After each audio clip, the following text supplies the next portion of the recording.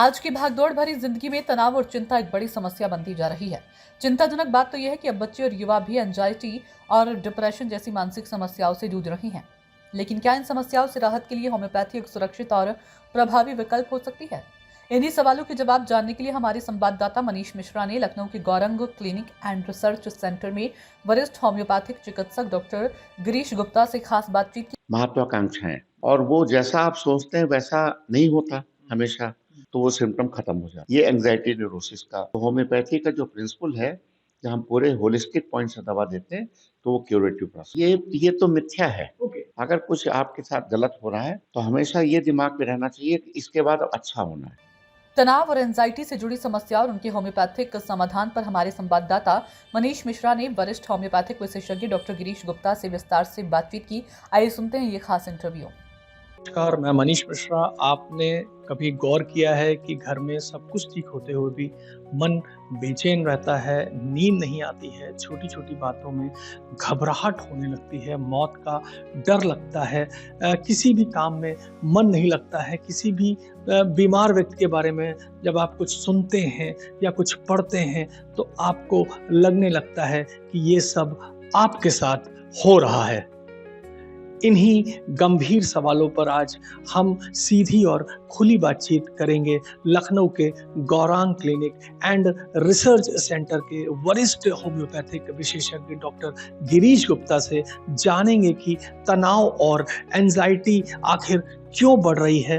तो डॉक्टर साहब, ये बताइए, आजकल एंजाइटी और ये जो तनाव है, इसके जो मामले हैं वो क्यों ज़्यादा बढ़ रहे हैं? एक्चुअली आजकल समाज में एक तो प्रतिस्पर्धा बहुत ज़्यादा आपस में हो रही है, हर फील्ड में, मेडिकल हो, इंजीनियरिंग हो, वकालत हो, जर्नलिज्म हो, स्टूडेंट्स हो, उनमें प्रतिस्पर्धा एक दूसरे से। दूसरी चीज़ है एम्बिशंस बहुत ज़्यादा है, महत्वाकांक्षाएं, और वो जैसा आप सोचते हैं वैसा नहीं होता हमेशा, तो उससे एंजाइटी होने लगती है, तनाव होने लगता है। या कोई चीज़ आप चाहते हैं वो अचीव नहीं कर पा रहे हैं, उससे तनावग्रस्त हो जाता है। हर आदमी एक्सेल करना चाहता है लेकिन नहीं कर पाता, तनाव होने लगता है। और बहुत सारी चीज़ें जो निगेटिविटी समाज में चारों तरफ दिखती हैं, तो जो लोग बहुत सेंसिटिव होते हैं, सेंसिबल होते हैं, उनको देख करके समाज में या रोड पे जब निकलते हैं तो लगता है कि देखिए सब बहुत अस्त-व्यस्त है। डॉक्टर साहब, ये चीज़ हम कैसे पहचानेंगे कि ये जो सामान्य आदमी का तनाव है, ये डिप्रेशन और एंजाइटी में बदल गया? ये इसको पहचानने का क्या तरीका है? उसके बिहेवियर में फ़र्क आने लगता है। जैसे बैठे-बैठे किसी को लगेगा मैं किसी से बात ना करूँ, चुपचाप हो जाएँ, सब लोग उठ के चले जाएँ, या वो आदमी खुद उठ के चला जाएगा, चुपचाप कमरे में बैठ जाएगा। अगर कोई काउंसलिंग करेगा कि नहीं कोई घबराने की बात नहीं, तो उसको और बुरा लगने लगता है। तो ये डिप्रेशन के सिम्पटम होते हैं। और इसका रिवर्स होता है एंजाइटी।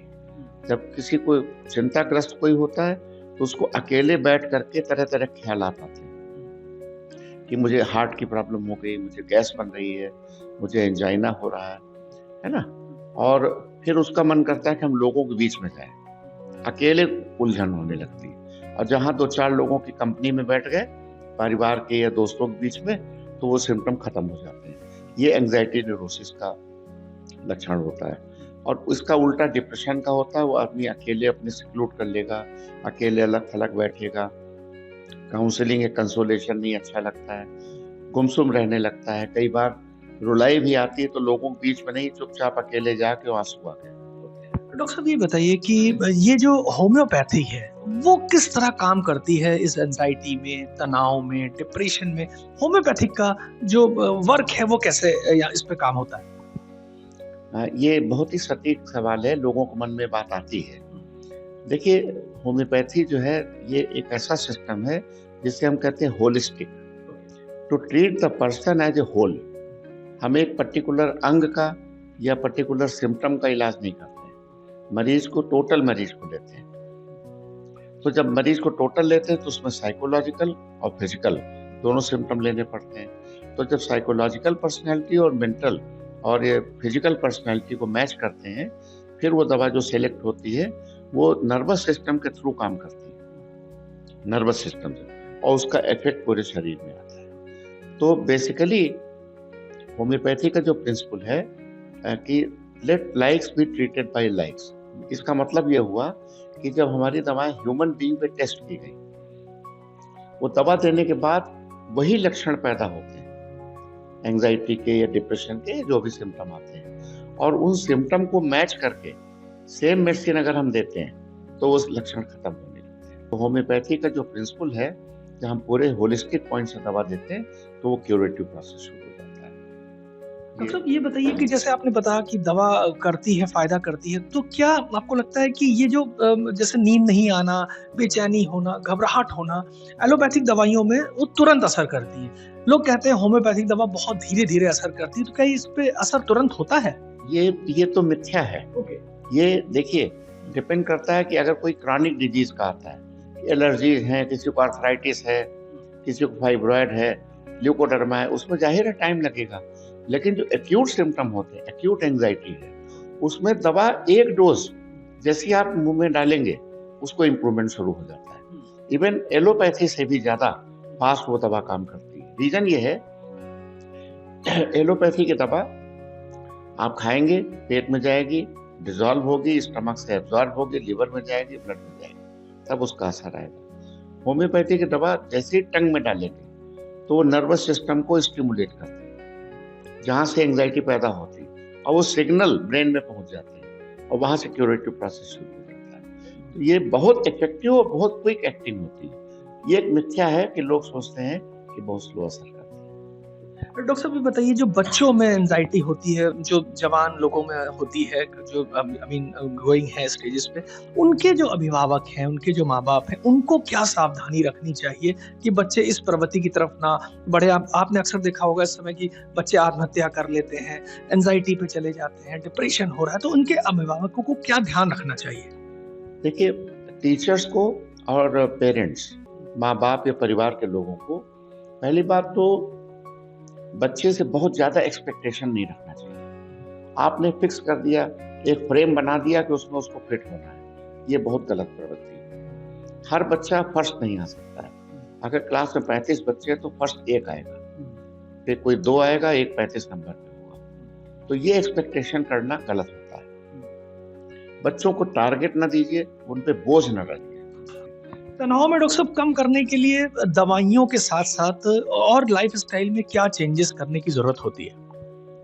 सबसे पहली बात तो थिंकिंग को बहुत पॉजिटिव रखना चाहिए। अगर कुछ आपके साथ गलत हो रहा है तो हमेशा ये दिमाग में रहना चाहिए कि इसके बाद अच्छा होना है। एक सर्किल है, एक पहिया घूम रहा है, तो अगर एक पॉइंट बना हुआ है, ये ऊपर है, वो कभी नीचे आएगा, नीचे वाला पॉइंट ऊपर जाएगा। तो एक एडवर्स सिचुएशन में, परिस्थितियों में आदमी को सोचना चाहिए कि ये क्षणिक है, वो इसके बाद ठीक हो जाएगा। तो उससे पॉजिटिविटी आती है, और जिस तरह दिमाग पॉजिटिव सोचता है तो उसके सिग्नल भी उसी तरह की पॉजिटिव एनर्जी आती है। नेगेटिव सोचेंगे तो नेगेटिव एनर्जी आती है। तो एक तो ये है। दूसरा है कि जो एडल्ट हैं वो योगा करें, टहले, फ्रेश एयर में, लोगों से मिले जुलें, अपने को अलग ना करें। और लोग टेंशन में अक्सर मोबाइल देखने लगते हैं, टीवी देखने लगते हैं, नहीं, लोगों से मिलें।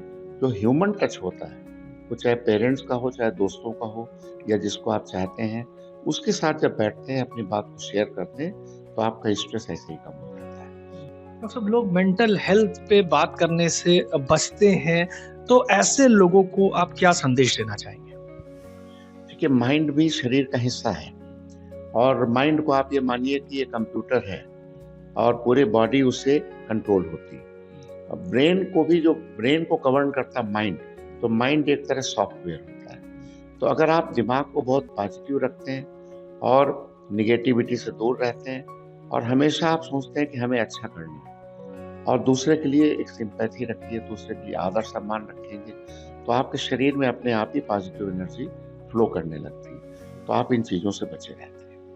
तो ये थे डॉक्टर गिरीश गुप्ता। आपने सुना, डॉक्टर गिरीश गुप्ता ने विस्तार से बताया कि तनाव सिर्फ एक भावना नहीं है, बल्कि एक ऐसी स्थिति है जो धीरे-धीरे पूरे शरीर और जीवन को प्रभावित करती है। सबसे अहम बात, मानसिक बीमारी कोई कमज़ोरी नहीं है। आज की तेज रफ्तार जिंदगी में मानसिक तनाव एक आम लेकिन गंभीर समस्या बनती जा रही है। काम का दबाव, प्रतिस्पर्धा, पारिवारिक अपेक्षाएं और बदलती जीवन शैली लोगों के मानसिक संतुलन को प्रभावित कर रही है। तनाव और एंजाइटी की स्थिति में व्यक्ति को घबराहट, बेचैनी, नींद की कमी, दिल की धड़कन तेज होना और नकारात्मक विचारों जैसी समस्याओं का सामना करना पड़ता है। विशेषज्ञों के अनुसार यदि इन लक्षणों को लंबे समय तक नजरअंदाज किया जाए तो ये हाई ब्लड प्रेशर, माइग्रेन, पाचन संबंधी समस्याओं और गंभीर मानसिक विकारों का कारण भी बन सकती हैं। होम्योपैथी में मरीज के शारीरिक लक्षणों के साथ साथ उनकी मानसिक स्थिति, स्वभाव और जीवन परिस्थितियों को समझकर इलाज किया जाता है। यही कारण है कि कोई विशेषज्ञ इसे शरीर और मन दोनों के संतुलन को बेहतर बनाने वाली उपचार पद्धति मानते हैं।